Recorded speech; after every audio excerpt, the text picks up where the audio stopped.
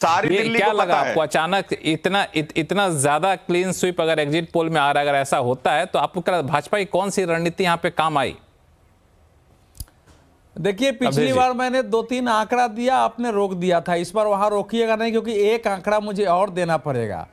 पुष्पेंद्र जी अच्छा बोलते हैं, भाषा अच्छी है, आवाज अच्छी है, लेकिन आज पुराना एग्जिट पोल देखकर नहीं आए हैं। पंजाब में 9 में से 7 एग्जिट पोल ने आम आदमी पार्टी को बहुमत दिया था। एक ने 100 दिया था, एक ने 90 दिया था, मेजर 70 के आसपास दिखाए थे, और जिस एक ने इनको मेजोरिटी नहीं थी वो भी आगे दिखाया था। तो एकदम से नकार देते हैं ना एग्जिट पोल को, बिना देखे हुए एक बार गड़बड़ हो गया। और जहां तक हरियाणा का सवाल है लक्ष्मण जी, देखिए भारतीय जनता पार्टी को 39.92% मत आया, कांग्रेस को 39.09% आया है। तो अब एकदम से 1% से कम के अंतर का सीटों का आकलन बहुत कठिन है। मैं तो मानता हूं कि 5-6-7% भी हो तो किधर भी जा सकता है। तो इसलिए वो जरा इसको देखना चाहिए, जो पोलस्टर है उनके सामने कितनी कठिनाई होती है, लेकिन ट्रेंड रहता है। अब आते हैं इस पर। देखिए, अगर ये जो पोल दिखा रहा है, अगर ये परिणाम में बदलता है तो मेरा मानना है कि फिर भारतीय जनता पार्टी की सीटें और बढ़ेगी और आम आदमी पार्टी की और घटेगी। उसके भी अंग गणित है, ये मैं नहीं कह रहा हूं बढ़ेगी। अगर इस प्रकार से ट्रेंड होती है जो दिखाया जा रहा है, तब बीजेपी की सीटें इतनी की नहीं रहेगी, बीजेपी बहुत आगे चली जाएगी। क्योंकि जो स्थिति है उसका कारण यह है कि पिछली बार भी आप मूल्यांकन करेंगे, आपने 53 और 38 दिखा दिया, लेकिन जरा सीट वाइज जाएंगे तो केवल 21 सीट ऐसी थी जिसमें आम आदमी पार्टी का मार्जिन बहुत ज्यादा था। 49 सीटें ऐसी थी जिसमें 10% के आसपास से आम आदमी पार्टी को जीत मिली थी। उस 21 में से भी जो 13 मुस्लिम बहुल क्षेत्र थे ना, उसमें आम आदमी पार्टी एकदम स्वीप कर गई हुई थी। तो इसीलिए अगर इन 49 सीटों पर अगर 5% वोट इधर इधर हो गया है तो आम आदमी पार्टी 49 में ज्यादातर में हार सकती है। वो अगर 5% कांग्रेस ने 3-4% काट लिया है तो इसीलिए कह रहा हूं कि ये परिणाम अगर पीछे का देखें तो ये जो अंक गणित है उसके आधार पर किधर भी जा सकता है। लेकिन मैं इसलिए फोरकास्ट नहीं करूंगा कि आम आदमी पार्टी का अच्छी या बुरी, एक ठोस जनाधार है, एक शक्तिशाली पार्टी है, इनके कार्यकर्ता कैडर की तरफ फाइट करते हैं, तो वो इतनी आसानी से मैं खारिज नहीं कर सकता हूं। और आते हैं, देखिए इस बार जो आप कर रहे हैं क्या हुआ है, मैं कह रहा हूं आपके पक्ष की बात कर रहे हैं। पुष्पेंद्र जी आप खुश हो जाइए, अवधेश जी आपके पक्ष की बात कर रहे हैं। नहीं, जो देखा है, वरिष्ठ पत्रकार है, उनका बहुत सम्मान करते हैं हम। तो अब मैं कह रहा, देखिए अरविंद केजरीवाल जी को जो कुछ भी वोट बचा है उसके 2 बड़े कारण हैं। कि अरविंद केजरीवाल पहले क्यों गया है वो छोड़ दीजिए, जो बचा है उसको समझ लेंगे तो बाकी है। अरविंद केजरीवाल जी INDIA में पहले नेता हैं जिन्होंने 2024 चुनाव के परिणाम का ठीक से मूल्यांकन करके ये समझ लिया कि बीजेपी 2-4 राज्य में हारेगी जीते, लेकिन हिंदुत्व और हिंदुत्व वाली जो एक राष्ट्र भाव है स्वाभिमान का, ये भारत में वोटिंग की एक स्थापित प्रवृत्ति है। थोड़ा बहुत होगा और एक ठोस वोट बैंक इस विचार को बन चुका है। तो उन्होंने हिंदुत्व को अपनाया। वंदे मातरम जेल से निकलने के बाद भारत माता की जय अयोध्या श्रीमती जी के साथ गए, दर्शन किए, वहां से बयान दिया, स्नान किया, और उसके बाद आके हिंदुत्व पर बीजेपी को घेरने लगे।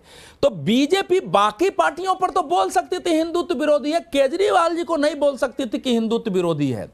तो ये एक बड़ी स्थिति थी जिसके कारण उनके कुछ वोट बचे हैं इस बार। सेकेंड, जो फ्री बीज उनका था, यद्यपि बीजेपी भी आ गई, लेकिन जब आप देते रहते हैं तो आपका एक वोट बैंक क्रिएट हो जाता है और वो जल्दी बाएं दाएं नहीं जाता है। ये 2 बड़े कारण थे। और तीसरा तो आप जानते ही हैं, क्योंकि मुसलमानों का ये है कि बीजेपी को हराना है, तो चूंकि कांग्रेस यहां मेजर पार्टी नहीं है तो हमको मेजोरिटी में वोट डालना है, और मुस्लिम क्षेत्र में पिछली बार की तरह रहा है। अन्यथा जिस ढंग से दिल्ली का चुनाव चल रहा था, अगर ये 3 फैक्टर नहीं होते तो आम आदमी पार्टी की वही हालत होती जो बीजेपी के 2 चुनाव में हुई थी। अब 2-3 पॉइंट और बोल देता हूं। देखिए इस बार का जो था, सारे जो इसी बार बोल लीजिएगा, ठीक है, अगली बार बोल लेते। ठीक है। अगली बार बोले सज्जन जी बहुत देर से सुन रहे हैं, वो भी बड़ा गहराई से विश्लेषण। सज्जन जी, आपने देखा अवधेश जी ने बड़ा अच्छा सा विश्लेषण किया कि एक तरह से मोटी भाषा में कहते हिंदू मुस्लिम वाला जो पिच था उस पर किसी भी कीमत पर तमाम कोशिश के बाद अरविंद केजरीवाल उधर गए ही नहीं। उनको पता था कि वहां नुकसान हो जाएगा, तो वो बिल्कुल हिंदू वाला मामला, सनातन वाला मामले को पकड़े रहा उन्होंने। और दूसरा, फ्रीबीज का जो दे रहा है उसका फ़ायदा मिलता है, वो हमने देखा महाराष्ट्र में भी वो फ़ायदा मिला यहाँ पे। तो इन दोनों फायदे को समेटने के बावजूद सीटें इतनी कम आ रही हैं, क्या हो सकती है? तो देखिए, अब वो जो अरविंद केजरीवाल या आम आदमी पार्टी जो है, ये लोग पोस्ट आइडियोलॉजिकल पार्टी, ये लेफ्ट से लेके राइट तक स्विंग करते हैं समय के हिसाब से, इसलिए आप इनको घेर नहीं पाते। और रही दूसरी बात, हिंदू मुस्लिम की बात है, वो हिंदू बनाम मुस्लिम हो या ना हो, एक चीज निश्चित था कि मुस्लिम कंसोलिडेशन तो था इस बार आम आदमी पार्टी के पक्ष में। वो हमने देखा मटिया महल में, सीलमपुर में, तमाम जगह पे जितनी भी कयास लगाई जा रही है कि वो बटा होगा, कांग्रेस थोड़ी काटी होगी। आप देख लीजिए, जैसे हम लोग इसके परिणाम को देखते हैं, मुस्लिम समाज भी इस चीज को लेकर काफी कॉन्शियस रहता है कि इसका क्या उनके स्प्लिट का क्या रही दूसरी बात, ये चुनाव जो था आम आदमी पार्टी के पिच पे लड़ा गया, उसके अगेंस्ट में 10 साल की एंटी इनकम्बेंसी, करप्शन के चार्जेस, पॉल्यूशन के चार्जेस और मिडिल क्लास की निराशा थी। लेकिन जो पिच था वो बेसिकली फ्रीबीज का ही था।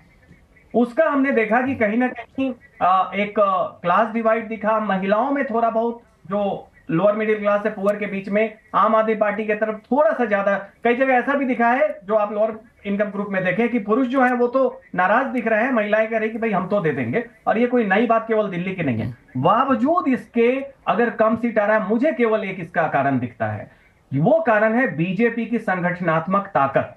आप ये देख लीजिए कि जब मैक्रो और माइक्रो मैनेजमेंट, जब ये पार्टी बिल्कुल उस पर आती है, तो पूरा बीजेपी का तंत्र जो है, आप एक आम आदमी पार्टी या कांग्रेस की तरफ से जाएंगे, बीजेपी की तरफ से कम 10 संगठन जो है, उनके एफिलिएट संगठन, वो सब एक एक यूनिट को वो टारगेट करते हैं।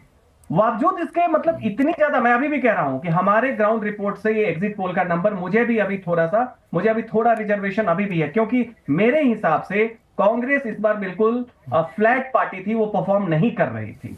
और अगर परफॉर्म कांग्रेस 8% आप दिखा रहे हैं, अगर ये आ गया फिर तो मैं मान सकता हूं कि 8% का मतलब है 4-5% चला गया।